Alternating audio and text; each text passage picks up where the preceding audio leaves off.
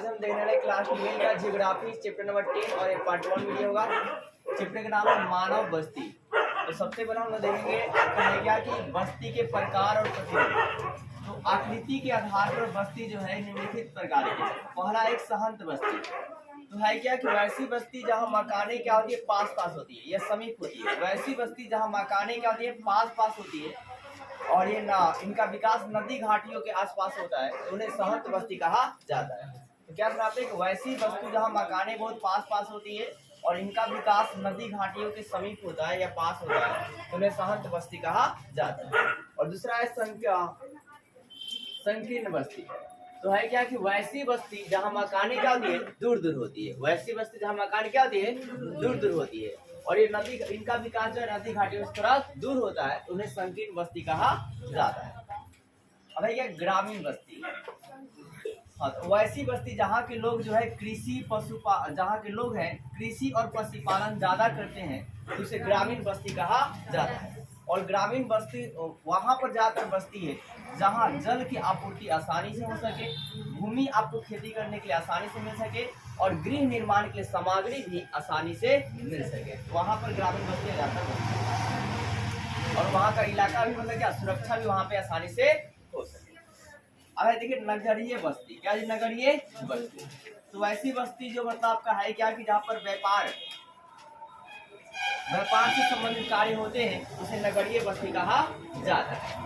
तो ऐसी बस्ती जहाँ पर व्यापार से संबंधित कार्य होते हैं उसे क्या नगरीय बस्ती कहा जाता है। और नगरीय बस्ती जो होती है सघन होती है। क्या होती है, सघन होती है, मतलब यहाँ पे लोग मतलब भीड़ भाड़ ज्यादा होता है।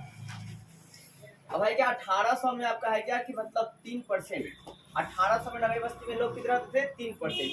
लेकिन 2017 के तहत नगरीय बस्ती में लोग कितना रहने लगे, 54%। मतलब नगर में जो लोग है ना 1800 में मात्र 3% रहते थे, लेकिन 2017 आया तो लोग कितने रहे नहीं, 54%। मतलब आधे से भी 50% क्या ज्यादा रहने लगे, अब तो और ज्यादा। अब है क्या देखिए जनसंख्या के आकार। जनसंख्या जी आकार। तो है क्या कि जनसंख्या घनत्व को जनसंख्या का आकार कहा जाता है। जैसे देखिए जनसंख्या घनत्व जो है प्रति वर्ग किलोमीटर 400 लोग होने चाहिए। कितने लोग होना चाहिए, 400 होना चाहिए। लेकिन आजकल क्या इससे ज्यादा है, इसे क्या जी ज्यादा, इसे कम नहीं है। तो है क्या जनसंख्या जो घनत्व होती है प्रति वर्ग किलोमीटर कितने लोग होने चाहिए, 400 लोग होने चाहिए। लेकिन जनसंख्या घनत्व जो है दिन प्रतिदिन क्या बढ़ते जा रहा है। अब है क्या प्रशासनिक नगर। प्रशासनिक क्या जी नगर। तो राष्ट्र की राजधानी, सुनिए ध्यान से, राष्ट्र की राजधानी मतलब देश की राजधानी जहां पर केंद्रीय सरकार के प्रशासनिक कार्यालय होते हैं। देश की राजधानी जहां पर क्या होता है, केंद्रीय सरकार के प्रशासनिक कार्यालय होते हैं, उसे हम लोग क्या बोलते हैं, प्रशासनिक नगर कहा जाता है। मतलब प्रशासनिक नगर किसे कहिएगा कि देश की राजधानी जहां पर केंद्रीय सरकार का प्रशासनिक क्या होगा, कार्यालय होगा। क्या होगा, कार्यालय होगा, उसी को हम क्या बोलते हैं, प्रशासनिक नगर कहा जाता है। जैसे हमारे देश की इंडिया की बात करें कि मतलब राष्ट्र यानी कि देश की राजधानी क्या है भाई साहब, नई दिल्ली का जी, नई दिल्ली। तो नई दिल्ली को क्या कहा जाएगा, प्रशासनिक नगर। किसी अन्य देश के बीजिंग क्या है, प्रशासनिक नगर है। वाशिंगटन डीसी अमेरिका गया जी, प्रशासनिक नगर है। अब एक ये टॉपिक जो है मिलियन सिटी, ये बार बार आता है। मिलियन सिटी किसे कहते हैं, तो है क्या देखिए कि मतलब जब शहरों की जनसंख्या 10 लाख से अधिक हो जाती है तो शहर को मिलियन सिटी के अंतर्गत रखा जाता है। क्या सुना आपने, जब शहरों की जनसंख्या 10 लाख से क्या था जी अधिक हो जाती है तो उसे मिलियन सिटी के अंतर्गत रखा जाता है। अब देखिए आपका है क्या कि 1800 में लंदन इस श्रेणी में आया। मतलब जो आपका है मिलियन सिटी के अंदर जो है 1800 में किसको रखा गया, लंदन को रखा गया। 1850 में किसको जी, पेरिस को रखा गया। और 1950 तक वर्ल्ड के 80 देश, 80 शहर जो है मिलियन सिटी के अंतर्गत आए। फिर 1975 में भाई साहब कितने जी, 160 देश जो है मिलियन, 160 शहर जो है मिलियन सिटी के अंतर्गत आए। फिर 2005 में 400 क्या जी 38 मिलियन सिटी के अंतर्गत आए। और आप कैसे 2000 और इस तरह क्या वो आगे चलकर भाई साहब ये मतलब 2017 के आसपास 3 गुना बढ़ गया। कितना गुना बढ़ गया जी, 3 गुना। कितना क्या होता है, 3 गुना इसका बढ़ गया। मतलब आप एक बोल सकते हैं कि 1500, लगभग 1500 जो है शहर जो है ना मिलियन सिटी के अंतर्गत आते हैं।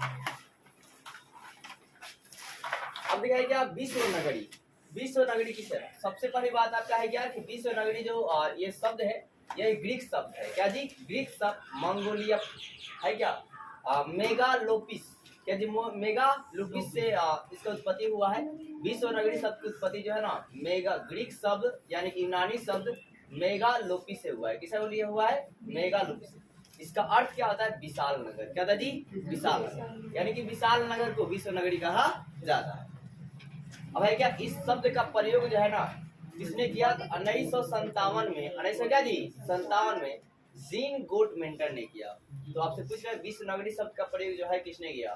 जीन गोटमेंटर ने। कब किया? 1900 क्या जी? 57। अब जैसे विश्व नगरी का एक उदाहरण जैसे क्या जी? यूएसए, संयुक्त राज्य अमेरिका। फिर क्या? सन नगर। सन नगर क्या होता है? इस शब्द का प्रयोग जो है 1915 में हुआ। किसने किया? पैडिज गिडिज ने। किसने किया जी? पैडिज गिडिज ने।